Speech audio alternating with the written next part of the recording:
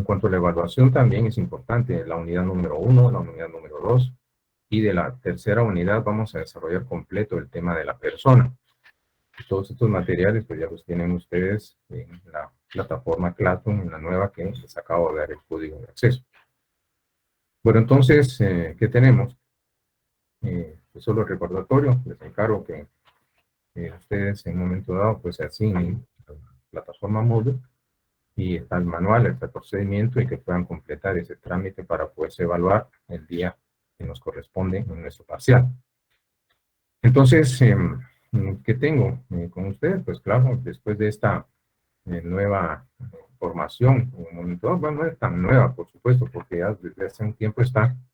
Entonces, todos los aspectos relacionados con problemas que puedan tener, hay un correo donde ustedes pueden generar, ya que en un momento dado, pues son aspectos técnicos que no son de mi competencia, entonces tienen tiempo suficiente para que ustedes puedan en un momento dado, pues solventar esa situación. Entonces les encargo mucho a mis amigas y amigos que den cumplimiento, y también ya tienen el correo institucional de coordinación de área básica por si tuvieran algún inconveniente en cuanto a algún tema administrativo.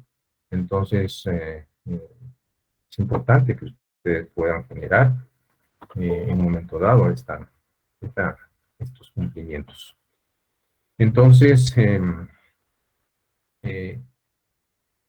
dice, bueno, aquí me indica, gracias Jennifer, que sí le llegó el mensaje en Moodle. Entonces, por favor, mis amigos y amigas, les encargo mucho esta temática, que ustedes puedan, con tiempo, por favor, solventar estas situaciones administrativas. Entonces, cualquier problema que haya administrativamente, pues tendrán que abocarse a las autoridades para que puedan resolver su aspecto. Estamos ya a día martes, en nuestro examen es el viernes, entonces no podemos estar en un momento dado en sus aspectos. Tienen que solventar estos elementos administrativos para que se pueda en cierto momento pues dar cumplimiento a las disposiciones oficiales, ya que va a ser en esa plataforma el examen. Se va a abrir y se va a cerrar automáticamente en nuestro examen Moodle. Pero entonces les encargo mucho, espero que en la próxima sesión pues ya hayan solventado, pero tienen que gestionarlo. Bueno, entonces, sin más, entremos a lo que hemos preparado para hoy. Vamos a culminar el tema. Y es en un momento dado, en la sesión pasada nos habíamos quedado con el tema de la personalidad. Hoy nos toca entonces el desarrollo de la personalidad. Hemos visto algunos aspectos pues muy puntuales. Y ustedes pueden darse cuenta que la personalidad se vuelve una condición necesaria para que un sujeto sea considerado persona en el mundo del derecho.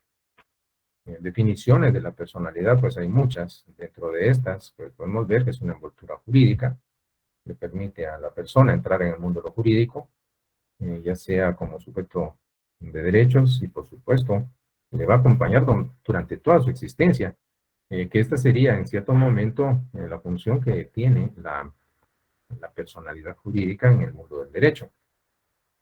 Esto significa que somos personas, tanto individuales como colectivas, sí, solo sí, previamente se nos ha investido o otorgado de personalidad. A contrario censo, si no se nos ha otorgado personalidad jurídica, pues no tendremos la calificación de persona en el mundo del derecho. Es un punto importante. Luego, lo que vamos a determinar o establecer, pues básicamente es esto.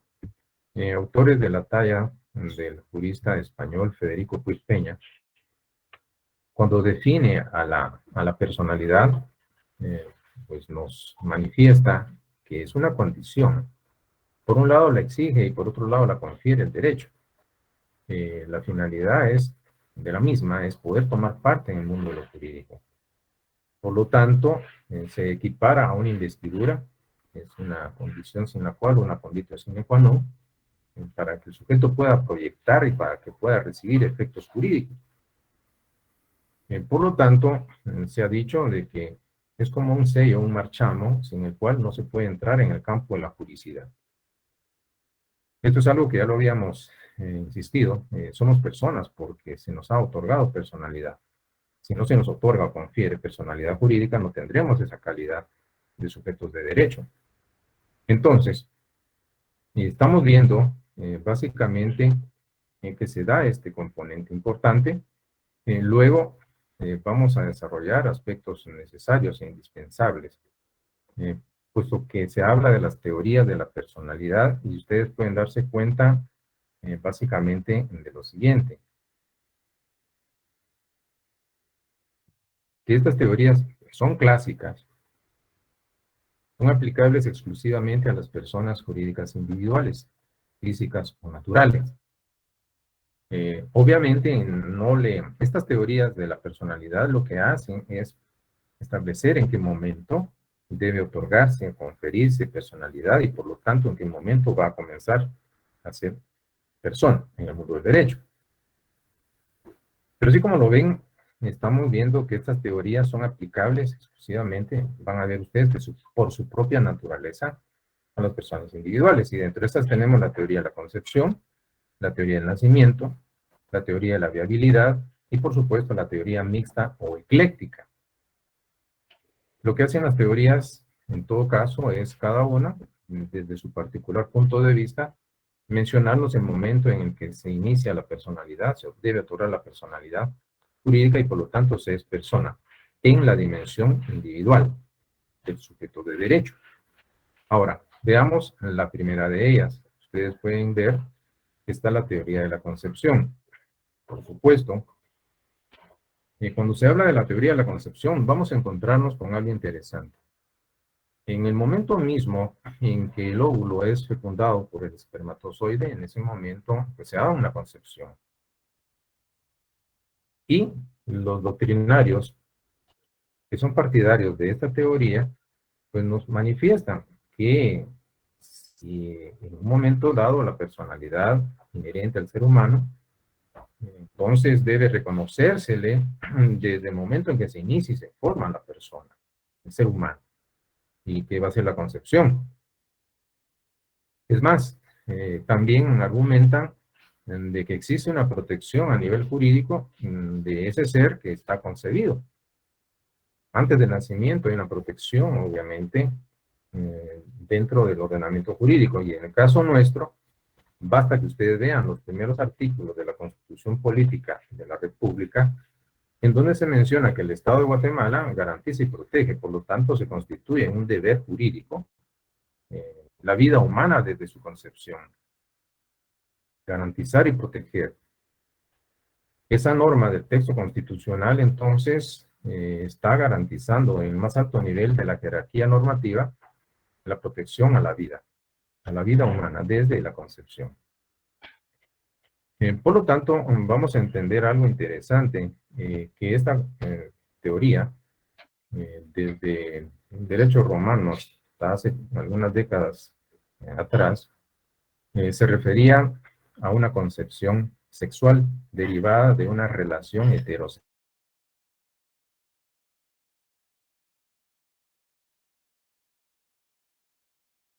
Y se ha logrado en una concepción in vitro, que significa en vidrio, en condiciones de laboratorio se puede manipular la célula femenina y la masculina, se unen, se puede generar una concepción fuera del vientre materno.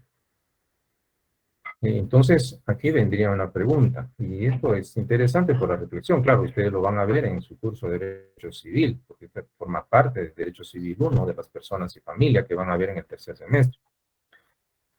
Pero imagínense ustedes que esta es una probeta y que adentro estuviese un embrión humano derivado de que se manipuló y se logró una concepción in vitro. Entonces, la pregunta es esta, ¿qué es lo que está aquí adentro? Imagínense que fuese ese embrión. Imagínense ustedes que esta es una probeta. ¿Qué pasaría si accidental o bien intencionalmente pasara esto? Se quiebra, se destruye. Esta teoría nos dice que en el momento de la concepción, ahí, el ordenamiento jurídico debe otorgar personalidad jurídica y por lo tanto desde ese momento se es persona. Pero esa teoría no hace referencia a qué clase o tipo de concepción, si es sexual o asexual. Pero entonces, eso que acaba de ocurrir, imagínense ustedes, la probeta cae, se destruye. ¿Será un homicidio? ¿Será un asesinato? ¿O será un aborto? ¿Qué sé yo? Y claro, hay discusión. Lo que sí es cierto, y ustedes van a darse cuenta en el próximo semestre, es que esta teoría básicamente fija ese momento. Claro, en el ámbito de derecho hay mucha discusión y hay casos que se presentan bajo estos argumentos y claro, hay que dilucidar algunos aspectos importantes. Porque imagínense ustedes que pues, se genera una concepción in vitro, alguna pareja que tenga problemas de fertilidad, luego el cigoto se coloca en el útero de la madre y que en un momento dado, pues luego del proceso de gestación, pues nace un nuevo ser, no hay ningún problema. Pero todo este tipo de situaciones hacen de alguna manera entender de que en ese instante mismo de la concepción, pues se ha establecido. La crítica que se ha hecho a la teoría es que algo tan importante como es el inicio de la personalidad y por lo tanto la calidad de persona individual en el mundo del derecho, no debe dejarse en una teoría donde muchas veces resulta impreciso, difícil de esclarecer en los términos iniciales en qué momento se produjo exactamente la concepción, puesto que se van a enterar las personas, por supuesto, hasta ya pasado algún tiempo después de la concepción y determinar un momento tan importante no debe quedar en una teoría que muchas veces puede tener en el inicio una imprecisión. Claro, hay sofisticada tecnología para fijar con exactitud plena, pero en términos generales, pues es una situación que vale la pena destacar en cuanto a la crítica que se ha hecho a la teoría de la concepción. Entonces tenemos la primera. Me parece que acá no va a presentar mayor problema, ya ustedes saben, en cierto momento hay discusión, por supuesto. Entonces, también decirles que esa protección que se menciona acá en la pantalla, la legislación, de contarles que si la Constitución Política de la República establece que es un deber jurídico, y este le calificamos por la importancia que tiene, es originario del Estado, garantizar y proteger la vida humana desde su concepción, la misma Constitución Política de la República establece básicamente y fija una posición y esta norma constitucional haría en un momento dado que la legalización del aborto en nuestro ordenamiento jurídico no es factible. Y esto no significa que esté haciendo apología si estoy a favor o en contra. Simple y sencillamente hemos de establecer que si el Estado tiene la obligación de proteger la vida humana desde su concepción, no puede, en normativa jerárquicamente inferior a la Constitución, atentar con ese principio. Es un postulado que garantiza la vida humana a través del deber que tiene el Estado de velar. Y claro, esto puede generar polémica, puede generar discusión. Lo que ocurre acá es que es una opinión jurídica en virtud de que ustedes saben cómo opera la jerarquía normativa. Entonces es esa norma constitucional la que haría inviable la posibilidad de una legalización de la práctica del aborto en Guatemala. En un momento dado, pues es no porque lo diga yo, está en la Constitución, es un deber del Estado proteger la vida humana desde su concepción. Bueno, entonces, y garantizarla también. Ese es un punto. Ustedes lo pueden considerar y, por supuesto, el respeto si están o no de acuerdo con ese tema tan polémico y respeto el pensamiento de cada uno de ustedes. Pero sí hay que emitir una opinión jurídica y ya ven ustedes que está el texto constitucional garantizando y protegiendo la vida humana desde el momento de la concepción. Luego pasamos a otro aspecto que es necesario mencionar y es este, en que aparece otra teoría, la teoría del nacimiento. Noten que estamos hablando de teorías que lo que hacen es fijar en qué momento se le va a otorgar personalidad a la persona jurídica individual. Entonces, esta teoría se va más allá después de ese momento de la concepción y, claro, tiene un ancestro romano. Y como ustedes pueden darse cuenta, el principio de la persona jurídica individual y por ende la investidura que conlleva la personalidad jurídica será del momento en que el feto es separado del claustro materno. He de contarles a ustedes que realmente hay discusión en torno a qué debe entenderse por nacimiento. Hay quienes indican, por lo menos se pueden identificar dos posiciones. que en el nacimiento, para que se dé el nacimiento, es suficiente que salga el cuerpo íntegro, completo, de ese nuevo ser del vientre materno. Pero vienen otros que dicen que el nacimiento va a darse efectivamente hasta que se da una separación y esa va a ser determinada por el momento en que hay corte del cordón umbilical. Y ahí está la discusión, si se requiere o no el corte del cordón para que se tenga plenamente el concepto de nacimiento, una separación efectiva. Y esto lo que va a generar entonces es que en ese momento el ordenamiento le reconoce personalidad jurídica, no antes, sino que hasta que nace. Bueno, entonces planteemos alguna situación al respecto para que ustedes vean en la dimensión jurídica lo que puede conllevar una u otra posición doctrinaria. Imaginémonos un momento en el que está en la etapa del parto, está en trabajo de parto, está obviamente la futura madre pues en la labor de parto y empieza en un momento dado en parto natural y sale primero la cabeza. ¿Hay alguna dificultad para poderlo extraer completamente? Entonces viene la comadrona o el médico o la enfermera, la partera, qué sé yo, y utiliza un instrumento, le llaman forceps, que es como una especie de pinza grande. Toman, porque el recién nacido viene cubierto del punto sebáceo, entonces es muy difícil muchas veces la manipulación por lo resbaladizo de ese material. Entonces toman el forceps, agarran la cabeza y en un momento dado pueden girar y le da un giro de más y le fractura el cuello o bien le destroza el cráneo. ¿Qué ocurrió acá? ¿Cómo calificamos ese hecho? En un momento dado no había salido completamente. ¿Será que se puede decir que nació, que había nacido? Porque si no había nacido, en un momento la separación efectiva, completa, total, pero parte del cuerpo estaba dentro, la mayoría estaba dentro. Entonces, la discusión desde el punto de vista legal, ¿será un homicidio? Si hubo negligencia, impericia, imprudencia, pues culposo. ¿O será un aborto? ¿Cómo se califica penalmente esa situación? ¿Qué es lo que determina? Porque ustedes saben que en el caso de un homicidio, un asesinato, es dar muerte a alguna persona, matar a una persona. El aborto se define en el 133 de nuestro Código Penal. El aborto es la muerte del producto de la concepción en cualquier momento o estado de la preñez. Entonces, esta es una situación que se las planteo en torno a lo del nacimiento y que genera, obviamente, pues, discusión a nivel doctrinario, pero básicamente la conclusión a la que se ha llegado es que se va a entender el nacimiento hasta que se da la efectiva separación, la expulsión completa del cuerpo, independientemente si hay corte o no de cordón umbilical.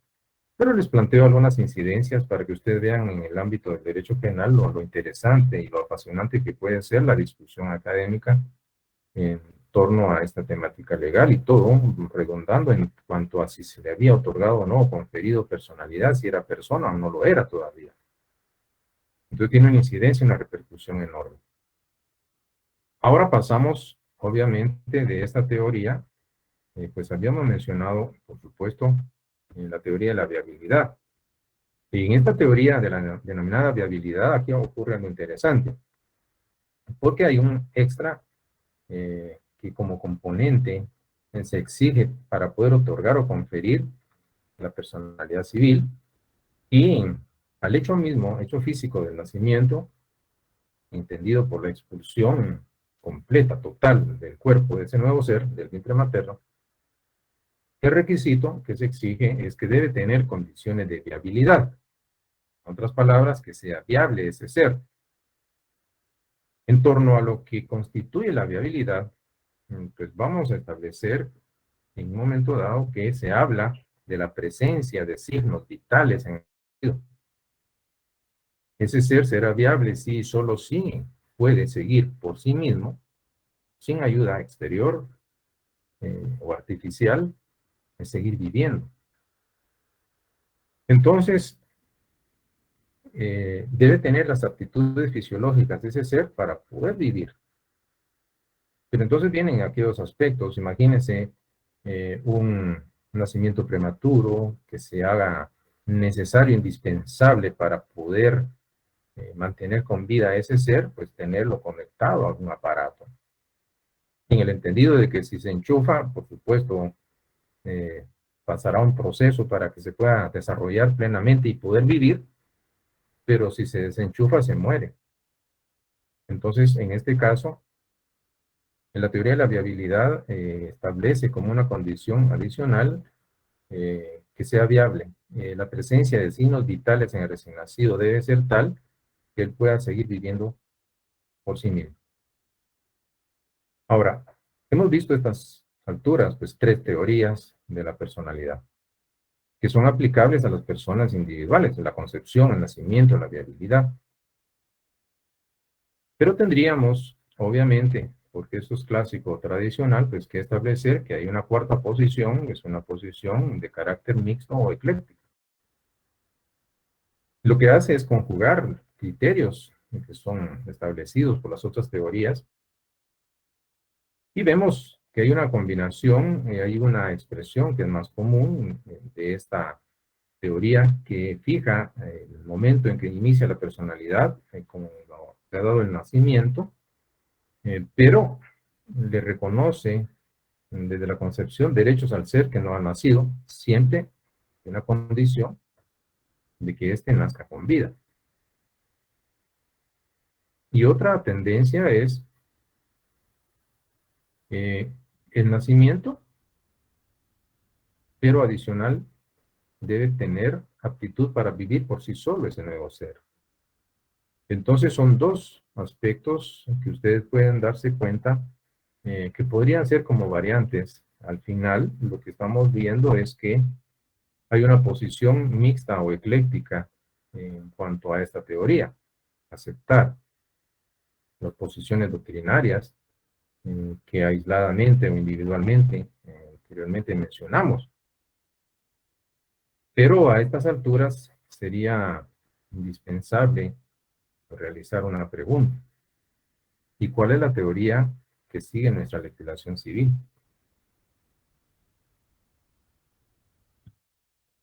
Entonces, si vamos a tratar de dar una respuesta en Guatemala, ¿cómo está regulado?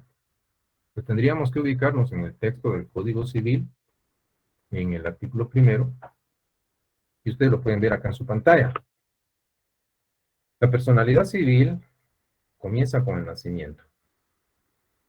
Es el punto de partida, el inicio. Y termina, punto de finalización, con la muerte. Nacimiento y muerte. Sin embargo, entonces aquí tenemos una situación adicional al que está por nacer, y la pregunta sería, ¿y quién es el que está por nacer? El que ha sido concebido. Se le considera nacido para todo aquello que le favorece. Pero hay una condición, siempre que nazca en condiciones de viabilidad. Si ustedes ven esta posición de nuestro Código Civil, van a encontrar algo interesante. Como se menciona el nacimiento, entonces hay quienes, que son los menos, pues consideran que la teoría del nacimiento. Pero hay una tendencia mucho más generalizada de considerar que la teoría que recoge en nuestro Código Civil en torno a al inicio de la personalidad, pues es mixta o ecléctica. ¿Por qué les comento esto? Puesto que, de alguna manera, los autores, dependiendo su particular punto de vista, pues están argumentando, hay quienes pues, que son mayoría, pues dicen que es la teoría mixta o ecléctica, pero también hay otros autores que son minoría, que consideran que es la teoría del nacimiento bajo ciertas modalidades. ¿Cuál de las dos posiciones que ustedes tienen en pantalla, pues es la que consideran ustedes conveniente? Pues van a ver, tener un tiempo suficiente para que a través del estudio lleguen ustedes a sus propias conclusiones. Lo que sí les digo es de que no hay un criterio 100%, no es unánime, pero hay una tendencia mayoritaria a considerar que es mixta o ecléctica. Ahora, ¿qué tendríamos por platicar? Pues ustedes pueden darse cuenta que estas son las denominadas teorías de la personalidad aplicables a las personas individuales, físicas o naturales. Ahora viene algo interesante.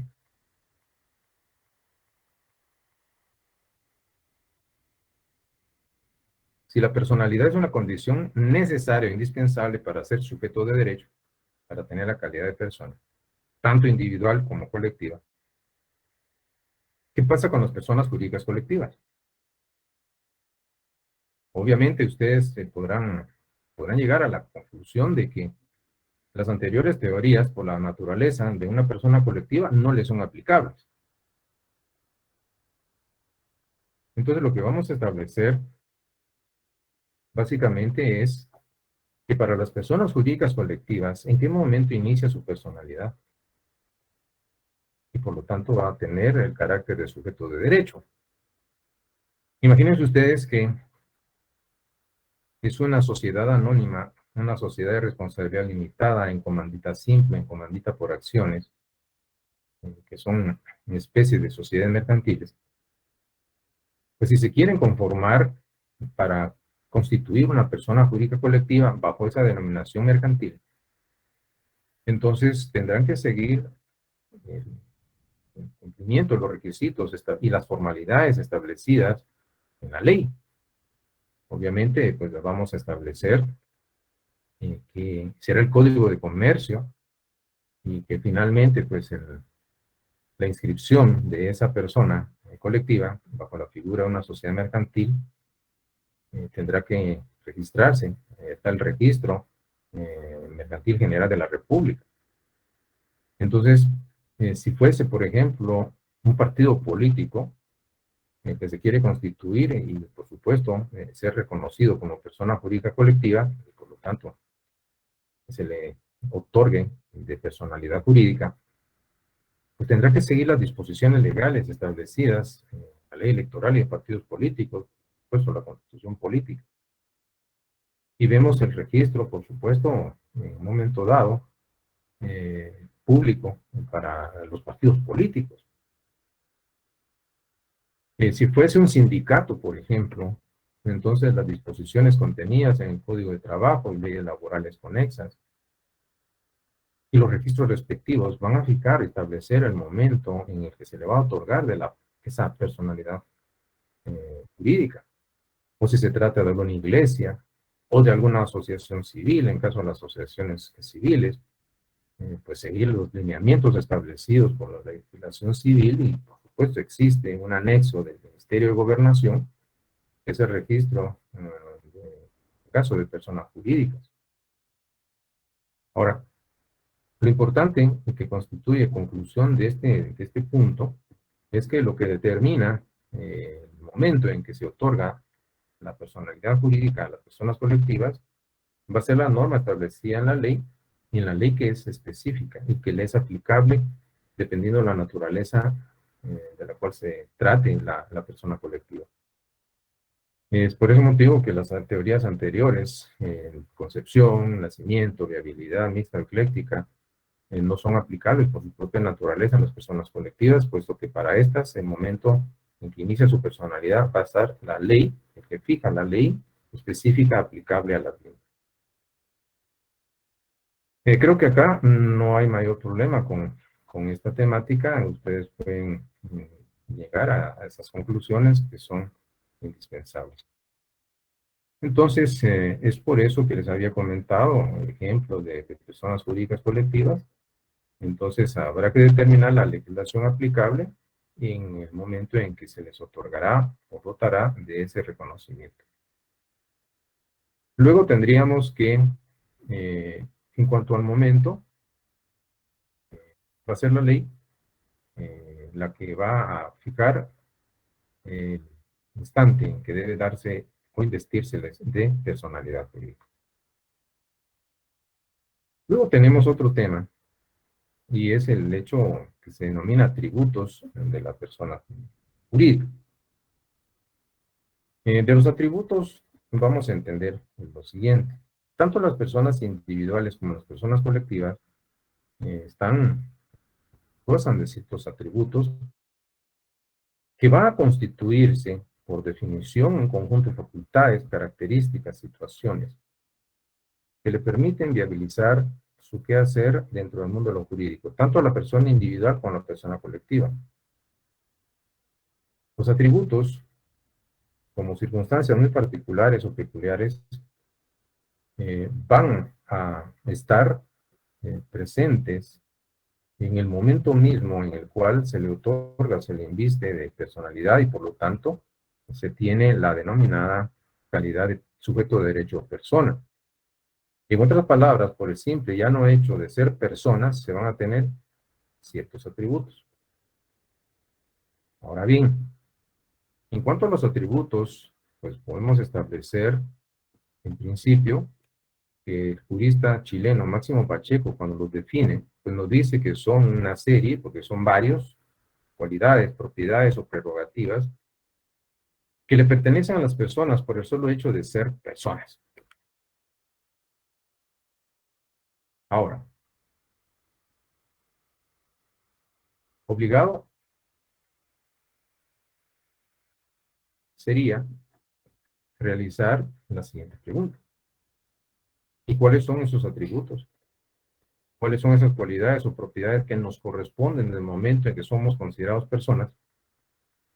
Entonces, la respuesta no se hace esperar y lo que vamos a encontrar es que se nos menciona o se nos dice que son estos atributos: una nómina, capacidad, nombre, nacionalidad, domicilio, estado civil, patrimonio. Esto significa que cada uno de ellos, por el solo hecho de ser persona, lo vamos a tener desde que somos reconocidos como sujetos de derecho. Veamos estos aspectos, claro, dependiendo de los autores, pues unos más, otros menos, pero vamos a generar una explicación inicial sobre estos atributos que son cualidades inherentes a ese sujeto de derecho o persona, por el solo hecho de serlo. Entonces tenemos, en el orden que ustedes tienen en su pantalla, comenzamos, por supuesto, con el tema de la capacidad. Claro, vamos a platicar de la capacidad posteriormente, pero quiero que noten algo. Cuando se habla de la capacidad en el mundo del derecho, en el contexto del derecho civil se habla de la aptitud. Somos capaces cuando se nos considera que estamos aptos. Entonces, por lo tanto, se dice que la capacidad jurídica es la aptitud que tienen las personas, tanto individuales como colectivas. ¿Para qué? Para ser sujetos de una relación jurídica. ¿Esto qué significa? Que en la relación jurídica, que es otro concepto jurídico fundamental, pues vamos a encontrar que en un extremo pues aparece el sujeto denominado activo. ¿Quién es este? Es el titular del derecho subjetivo, también conocido como pretensor o derechohabiente. Y por el otro lado, el otro extremo de la relación, pues está el sujeto pasivo. Este es el titular del deber jurídico u obligación.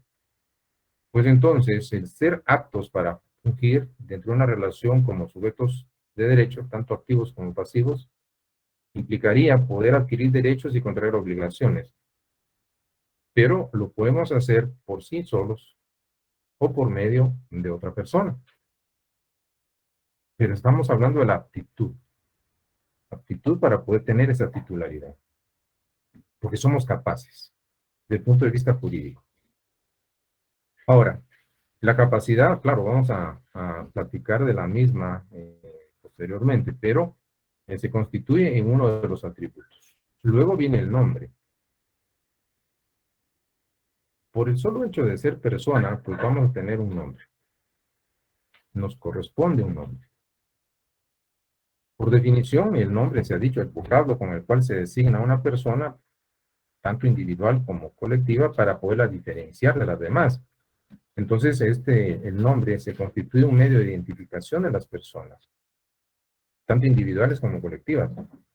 Por supuesto, nosotros vamos a ver que en el caso del nombre, pues las personas individuales, nuestro Código Civil establece y regula en los primeros artículos el tema relacionado con el nombre. Claro, el nombre propio, de pila, el patronímico, apellido, el nombre de familia. En cuanto al nombre, por supuesto, a las personas individuales requieren o necesitan tener un nombre, un medio de identificación para distinguirlas de las demás personas individuales. Ustedes verán en Código Civil en los primeros artículos. Artículo 5, se recuerda que constante y públicamente use un nombre propio distinto del que consta en su partida de nacimiento, u utilice algún apellido que no le corresponda, u omita alguno de los apellidos que le corresponden, puede establecer su identificación, etcétera, etcétera. Se establece entonces también la posibilidad de poder generar el cambio de nombre, del cambio de ese vocablo que es medio de identificación de las personas individuales. Luego vemos que también las personas jurídicas colectivas van a tener un nombre. Nosotros podemos pensar en diversas denominaciones o razones sociales, que son los dos términos que se utilizan para referirse a los nombres de las personas jurídicas colectivas. La diferencia entre una razón social y una denominación social será en que la razón social básicamente está conformada por nombres o apellidos de los socios que lo fundan. Y en un momento dado, pues podemos mencionar, pues, valga la propaganda, cofiño es tal, responsabilidad limitada. En caso de una denominación social, por supuesto, como identificador o vocablo identificador de las personas colectivas, básicamente hacen alusión o mención al giro que es principal sobre el cual versa la actividad de esa persona colectiva. El Banco Industrial Sociedad Anónima, Funerales Reforma Sociedad Anónima, Agencia de Viajes El Último Adiós, Responsabilidad Limitada, Cooperativa de Ahorro, Crédito y Servicios Varios, Unión Progresista Matitlaneca, Responsabilidad Limitada, afiliada a MICOPE. Y así podríamos hablar, Municipalidad de Guatemala. Entonces lo que vamos a ver básicamente es que una denominación social toma en cuenta para la identificación, en ese caso el vocablo que distingue a la persona colectiva en la denominación social, se hace referencia al giro sobre el cual versa la misma, a diferencia de la razón social que va integrada por nombres o apellidos de los socios fundadores. Pero tanto la persona individual como la colectiva requieren de un nombre, un medio de identificación, que es un atributo que se menciona inherente a las personas, tanto individuales como colectivas. Continuamos en cuanto a la nómina de nuestros atributos. Está la nacionalidad. Por supuesto, por el simple hecho de ser persona se va a tener una nacionalidad. Por definición, la nacionalidad, así como lo ven ustedes, es un vínculo de carácter jurídico y político. Existe, eso significa une a las personas con un Estado. Y ese vínculo es el motivo que origina y por supuesto también es la garantía de los deberes y los derechos recíprocos. En el caso de la nacionalidad, pues vamos a encontrar básicamente diversos aspectos, muy importantes por supuesto, pero como personas individuales o colectivas, por ser personas, vamos a tener una nacionalidad. Para el caso de las personas, por ejemplo, individuales, y eso lo verán ustedes en su curso de Derecho Internacional Público, allá en un 9º semestre de la carrera aproximadamente, pues van a ver que para las personas en un momento individuales, pues ahí están los sistemas para la determinación de la nacionalidad. Está el sistema del jus soli, que es el derecho del suelo o derecho del territorio, que establece que las personas individuales pues, van a tener básicamente en un momento dado la nacionalidad del lugar donde nacieron. Y está el jus sanguinis, que nos va a decir que lo que toma como criterio para determinar la nacionalidad, jus sanguíneo o derecho de sangre, va a ser la nacionalidad de los padres. independientemente del lugar donde haya nacido. Lo que fija la nacionalidad es la nacionalidad que tengan los padres. Entonces tenemos sistemas del jus soli y el jus sanguinis para las personas individuales. Por supuesto, nuestra constitución política de la República establece el tema de la nacionalidad. Y sería interesante que ustedes puedan ver estos artículos, que se los dejo como tarea que los busquen, de la constitución política cuando menciona la nacionalidad. Por supuesto, vendrían las preguntas. ¿Qué sistema reconoce en nuestra constitución política para determinar la nacionalidad, si es el jus soli o jus sanguinis? Ustedes podrán darse cuenta, obviamente, cuál es el sistema que se sigue, pero determinado por el lugar de nacimiento o bien por la nacionalidad que tengan los padres. Claro, en el tema de la nacionalidad, el establecer cómo se adquiere, cómo se pierde, es un derecho soberano de los estados. Y por eso es que se respeta básicamente por la soberanía estatal pues las decisiones que tome este ente político y jurídico que revista a una determinada organización social, dotada de un poder supremo de dominación que se ejerce sobre una población asentada en un territorio determinado. Entonces tenemos el tema de la nacionalidad. Luego, pues se establecen las personas colectivas también, pues hay discusión, ¿cuál es la nacionalidad? La nacionalidad de los socios que integran, la nacionalidad de las mismas, pues el lugar donde está la matriz, o bien el lugar de la constitución. Ese es el criterio más generalizado. Hay lugar, va a tener la nacionalidad de la persona colectiva, el lugar donde ésta se constituyó. Pero otros dicen, va a ser la nacionalidad que tienen los socios, va a ser donde tiene su sede principal. Y hay diversos criterios muy interesantes que verán ustedes en otros semestres superiores en torno a la nacionalidad que le corresponde a las personas jurídicas colectivas. Pero en principio vemos que es un atributo inherente a las personas.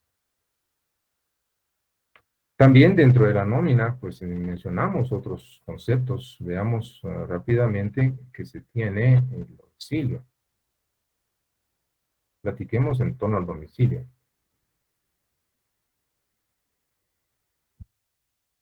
Desde el punto de vista etimológico, esta palabra domicilio proviene de dos vocablos latinos, domus colere. Y el significado etimológico básicamente es como habitar o residir en una casa. Claro, es una acepción etimológica, domus colere. Pero, por definición, el domicilio se considera el lugar donde la ley supone o reputa presente, donde se considera que siempre se encontrará presente la persona para el cumplimiento de sus obligaciones y el ejercicio de sus derechos. En cuanto al domicilio, pues vamos a encontrar, a partir del artículo 32 en adelante de nuestro Código Civil, pues elementos muy interesantes en torno al domicilio. Pero lo que vamos a determinar es que se necesita un lugar en donde se considere que vamos a estar presentes, y todas las personas, para poder cumplir con nuestras obligaciones y para poder ejercitar o hacer valer nuestros derechos. Hay domicilios en un momento dado electivos, son voluntarios, hay en un momento dado domicilios que son en cierto momento legales, que la ley fija, otro donde la persona elige. Pero todos vamos a tener un domicilio, inclusive en nuestro Código Civil establece que las personas sin hogar, indigentes, se considerarán domiciliadas en el lugar donde estén. La importancia del domicilio es que si se habla de un lugar, pues se podría decir que dentro de nuestro contexto del derecho nacional, el domicilio se circunscribe a una delimitación en el ámbito departamental. Una persona que reside en Villanueva, en Misco o en la ciudad capital de Guatemala, o en Amatitlán, por ejemplo, su domicilio va a ser el departamento de Guatemala. Alguien que, por supuesto, reside en Palín, en Santa Lucía, Cochumalguapa, en el puerto San José o en la cabecera de Escuintla, pues su domicilio va a ser el departamento de Escuintla, puesto que la extensión que se le asigna en un momento dado es a nivel departamental. en el ámbito de nuestro derecho nacional. Sin embargo, en el ámbito del derecho internacional puede, en un momento dado, asumir el domicilio, por supuesto, para hacer referencia al estado del cual es originaria una persona. En torno a la importancia que tiene el domicilio, quiero comentarles algo. Existe dentro de las normas del derecho internacional privado, que es una norma de solución indicativa o de conflicto, lo que se denomina la ley o el estatuto personal, en este caso para referirse a las personas.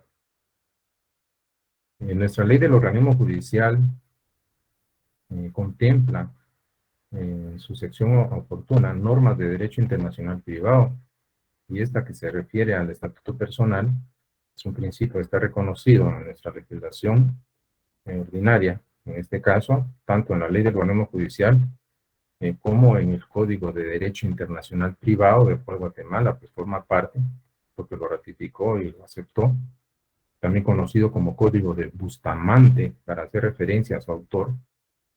Se tocan las reglas, estas indicativas de Derecho Internacional Privado, y una de ellas es el Estatuto Personal.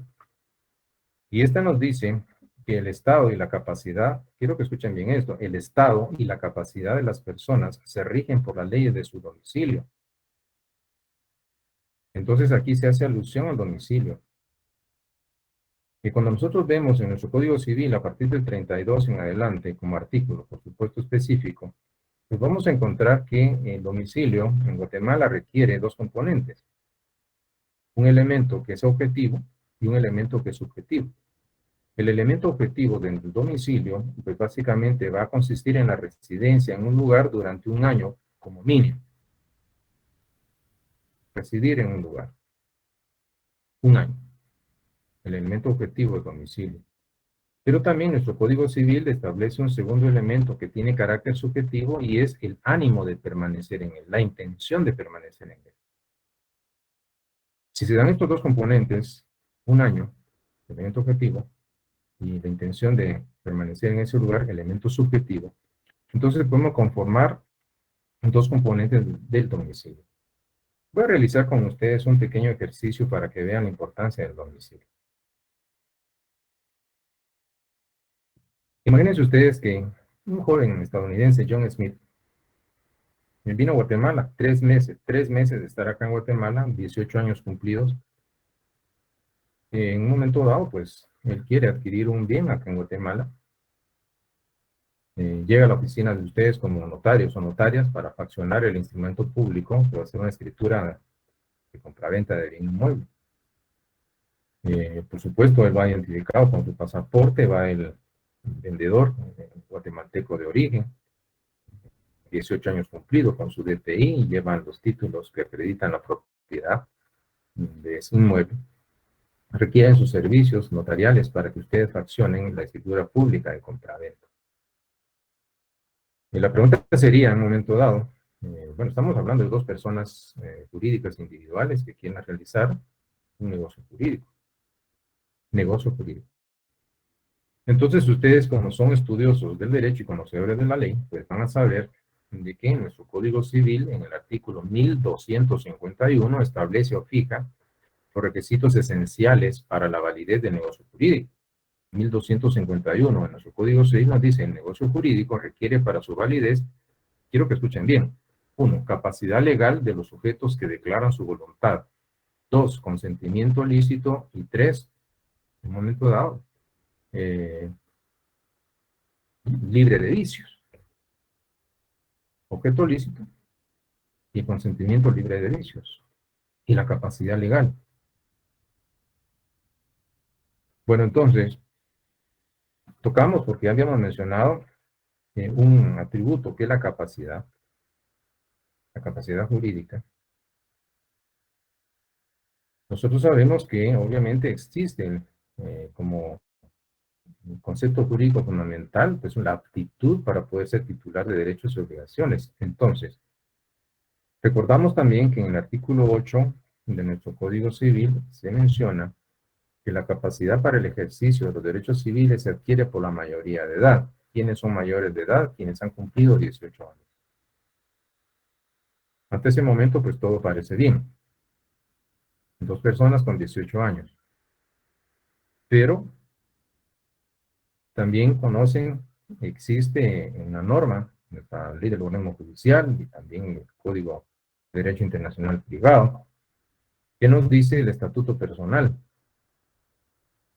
El Estado y la capacidad de las personas se rigen por las leyes de su domicilio. Leyes de su domicilio. Entonces, hay que determinar qué es el domicilio. En Guatemala se requiere elemento objetivo, 1 año de residir en un lugar, y elemento subjetivo, pues la intención de permanecer en él. 1 año. Y la intención de permanecer en él. ¿Cuánto tiempo tiene John? 3 meses. 3 meses. No se da una condición establecida en el supuesto jurídico de nuestro Código Civil y tiene 3 meses. Entonces lo que hay que establecer, ¿cuál es la ley de su domicilio? Entonces resulta que él, por supuesto, tiene su domicilio en los Estados Unidos.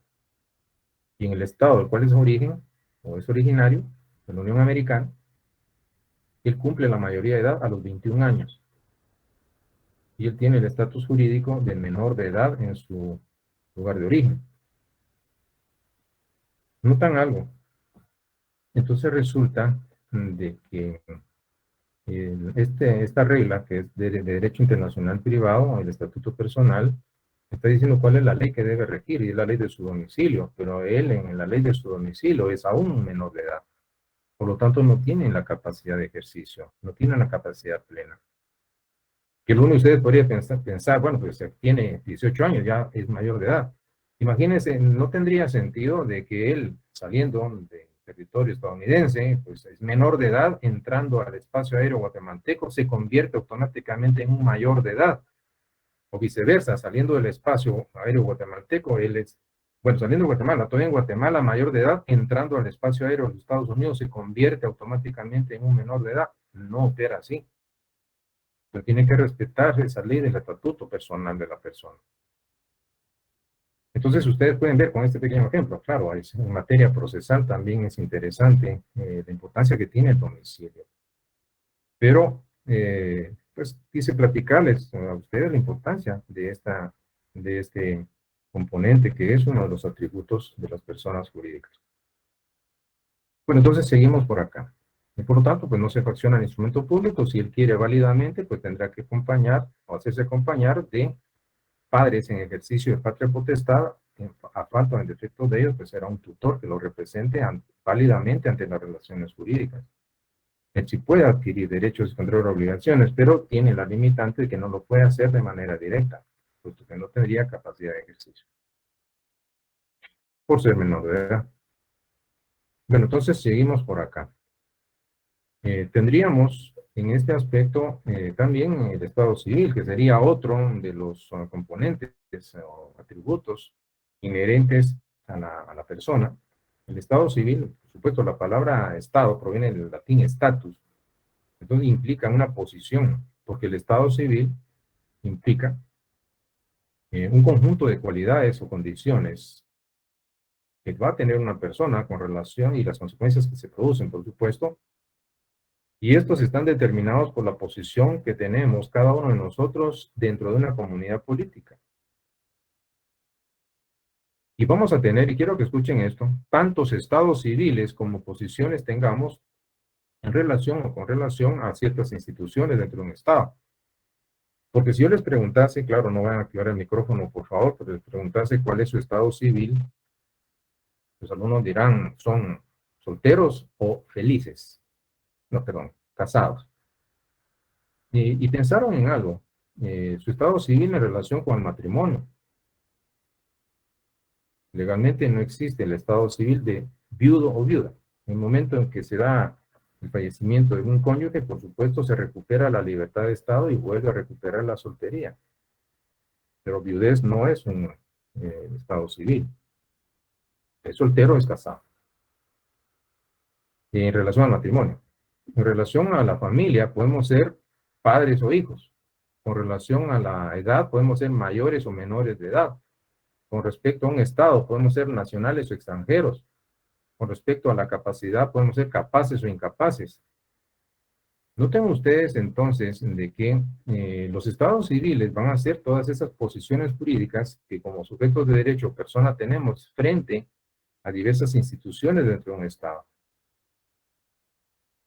Entonces, este se ha dicho que es un atributo también de las personas jurídicas, el estado civil como posiciones. Claro, dependiendo de la naturaleza de una persona, si es individual o colectiva, habrán unos estados civiles que no le son aplicables a las colectivas, como ser menor, mayor de edad, hijo, padre, capaz o incapaz, pero sí puede ser nacional extranjera. Entonces, estamos viendo básicamente que este se ha dicho constituye el estado civil atributo de las personas jurídicas, tanto individuales como colectivas. También se mencionó el denominado patrimonio. En el caso del patrimonio, la definición, un conjunto de bienes, derechos, cargas y obligaciones que pertenecen a una persona y que son susceptibles de una estimación o ponderación económica. Todas estas relaciones jurídicas que le corresponden en cuanto a la titularidad y que en un momento dado de la persona, por supuesto, le provoquen una utilidad económica y son susceptibles de una estimación en dinero, constituye obviamente el patrimonio. Pero acá, nuevamente he de contarles, hay discusión a nivel doctrinario. Hay quienes en cierto momento establecen que no necesariamente debe constituirse en un atributo de la persona. Y el ejemplo que establecen es que, ¿qué pasa con el indigente? La persona que está en la mendicidad. Pues vienen en respuesta a los partidarios de que todos tenemos un patrimonio, es decir, bueno, aunque sea lo que lleva puesto, va a ser su único patrimonio, más de una estimación económica tendrá lo que lleva puesto. Pero en principio hay ciertas discusiones. Y es más, o sea, algunos autores, están la teoría de los patrimonios sin sujeto, que son otras teorías muy interesantes, que se han esgrimido para poder hablar de la naturaleza jurídica de las personas colectivas. Pero lo voy a dejar ahí para no entrar en mayores profundidades. Lo interesante es que se ha dicho que en términos generales, pues el patrimonio se constituye en uno de los atributos de las personas, tanto individuales como colectivas. ¿Qué tenemos? Pues varios aspectos por mencionar o por platicar. Vamos a ver o determinar básicamente que se hablaba de la capacidad. Para el caso de la capacidad, vimos que es un atributo derivado de la personalidad, el grado de aptitud que tienen las personas, tanto individuales como colectivas, para poder ser sujetos de derechos y obligaciones. Y podemos contraer por sí mismos o por medio de otra persona esos derechos y, por supuesto, esas obligaciones. Y lo que ustedes pueden ver, básicamente, es algo que necesitaba comentarles y es explicarles que la capacidad para las personas individuales puede manifestarse en dos variantes o variables. Ya que tenemos la calidad de persona individual desde que nacemos hasta que morimos, pues vamos a ver dos manifestaciones que tiene la capacidad a lo largo de la existencia de la persona jurídica individual. Y aparece la denominada capacidad de goce y la denominada capacidad de ejercicio. ¿En qué consiste la primera y en qué consiste la segunda? Pues rápidamente vemos que en la de goce vamos a fijar el momento en que nacemos y el momento en que se cumple la mayoría de edad, y durante ese lapso pues vamos a tener como capacidad un grado de aptitud que tiene la persona individual para ser titular de derechos y de obligaciones. Pero podrá ejercitar o hacer valer esos derechos y cumplir esas obligaciones por medio de sus representantes. Esta capacidad de goce, por supuesto, implica esa situación que conlleva en cierto momento el grado de aptitud para poder ser titular de derechos y obligaciones. Imagínense ustedes que trabajan en alguna agencia de vehículos, por ejemplo. ¿Qué harían? Llega un joven de 15 años y le dice, señor, señora, quiero comprar esta moto. Y aquí tengo el dinero en efectivo.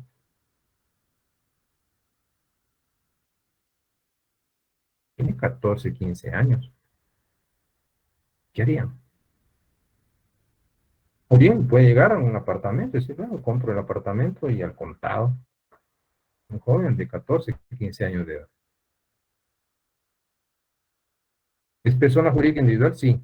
Puede ser titular de derechos y obligaciones, sí, pero, obviamente dirán, bueno, ¿y tus papás? ¿Quieres adquirir el bien? Necesitamos personero, quien ejercita personería sobre ti. Y es porque, obviamente, puede ser titular de derechos y obligaciones, pero tiene una limitación. Claro, estamos hablando, y luego voy a mencionar algunas excepciones por ahí, pero la regla general es esta, el momento en que nacemos hasta que cumplimos 18 años, porque al cumplir los 18 años, obviamente ocurre algo interesante, y es que en un momento dado adquirimos otro tipo de capacidad. En el caso de Guatemala, esa capacidad de goce es inherente, inicia con el nacimiento hasta que llegamos a la mayoría de edad, pero podría darse que la posibilidad de que esa capacidad de goce se prolongue aún más allá de los 18 años de edad. Y eso lo voy a platicar en la próxima clase, por supuesto, cuando hablemos de la incapacidad. Entonces, algunos casos excepcionales de que mayores de edad, con 18 años cumplidos, eh, van a seguir teniendo una capacidad de goce, puesto que la capacidad que se adquiere al momento de cumplir los 18 años, ustedes se recordarán, es esta, es la capacidad de ejercicio. Entonces ya tenemos otro momento de los 18 años en adelante. Entonces no solo la aptitud para poder ser titular de derechos y obligaciones, sino también por sí mismo poderlo ejercitar o a través de un mandatario, de otra persona, a través del otorgamiento del mandato o poder por la vía de la delegación de una persona con capacidad de ejercicio, esto significa 18 años cumplidos, hacia otra persona con capacidad de ejercicio, con 18 años cumplidos también. Entonces, podemos hacerlos valer. Esta capacidad trasciende o rebasa la capacidad de goce, porque para nosotros, como personas jurídicas individuales, la adquirimos al tenor del artículo 8 del Código Civil al cumplir los 18 años. Entonces, seguimos teniendo esa aptitud, pero aquí, obviamente, ya no vamos a necesitar ser representados por nuestros personeros legales, por padre o madre en ejercicio de patria potestad, o a falta o en defecto de padre, sería un tutor. Entonces, la capacidad es plena. Bueno, entonces, ¿qué tenemos? Varios aspectos por platicar. Lo que vamos a encontrar básicamente es el hecho de otro vocablo que se menciona y es el concepto de la personería. Aquí ya hemos visto conceptos. Persona, para referirnos a ese sujeto o que es un ser o ente susceptible o capaz de tener derechos y obligaciones. Persona. Personalidad, para referirnos a la investidura, ese reconocimiento formal que el ordenamiento jurídico estatal le otorga a una persona para ser considerado sujeto de derecho, para poder entrar válidamente en el mundo de lo jurídico, poder recibir y proyectar efectos jurídicos, personalidad. Pero la personería, como concepto, vamos a entenderlo como facultad de representación, puesto que hay quienes identifican la personería con la personalidad. Pero básicamente, les decía, vamos a circunscribir el concepto de la personería a la facultad de representación. Entonces, el padre en ejercicio de patria potestad o la madre del hijo está ejercitando personería jurídica. Ese gerente general o ese presidente del consejo de administración en una sociedad mercantil, una sociedad anónima, es el representante legal porque ejerce personería sobre esa entidad mercantil. Y así estamos viendo para el Estado de Guatemala, pues el Procurador General de la Nación es el representante legal del Estado de Guatemala. Entonces, la personería la identificamos como facultad de representación. Es el concepto apropiado. Por lo tanto, no resta más, por supuesto, que mencionar o determinar que la persona jurídica dentro del derecho guatemalteco es un concepto material fundamental, sí. En todas las manifestaciones del derecho objetivo o material se encuentra derecho penal, derecho civil, derecho laboral, etc. Nosotros vamos a ver que se reconoce en nuestro ordenamiento jurídico la calidad de persona individual y la calidad de persona colectiva. Ambas tienen el carácter jurídico. Y para finalizar, pues vemos que hasta aquí, obviamente, llegaría el contenido de nuestro examen, del primer examen parcial. En la próxima sesión, pues voy a platicarles de un tema interesante que tiene relación con la temática, y es el tema de la incapacidad. Entonces, no me resta más que, pues claro, vamos a tener clase el próximo día jueves tenemos clase. Entonces voy a platicarles del tema de la mm, incapacidad y vamos a iniciar otro concepto que ya no va a ser parte de la evaluación, y es el tema de los hechos y actos jurídicos como medio de realización de los supuestos. Bueno, entonces, sin más, mis estimados amigos y amigas, pues lo que sí les encargo es que me hagan el favor de cumplir con los lineamientos. El examen lo voy a preparar y lo voy a cargar en la plataforma móvil, y se va a abrir automáticamente y se va a cerrar en esa plataforma. Entonces, por favor, tienen los lineamientos. Les encargo que revisen sus correos, que vean ustedes las plataformas, y si desean, por supuesto, pues hay material desde la semana pasada ya publicado. Hoy pues vi, solo habían 27 alumnos de esta sección, y entonces ahí están los materiales de apoyo en la sección de clave. Entonces, la evaluación pues tendrá un estimado unos 45 minutos aproximadamente. Así es de que no me resta más. Estaba viendo el tiempo, no quiero importunar al segundo periodo docente que sigue. Así es de que les encargo, y si tienen algún inconveniente, por favor no lo dejen a tiempo. Les encargo con mucha antelación, ya están sabidos de que es necesario que estén inscritos en Moodle, y que hay canales oficiales para que ustedes resuelvan los problemas que se les presenten. Así es que tenemos todavía un tiempo, mis amigos. Les deseo éxito. Gracias por su paciencia y su atención, y nos vemos en la próxima clase el día jueves. Así es de que feliz tarde a todos, y espero pues que aprovechen los materiales que tienen.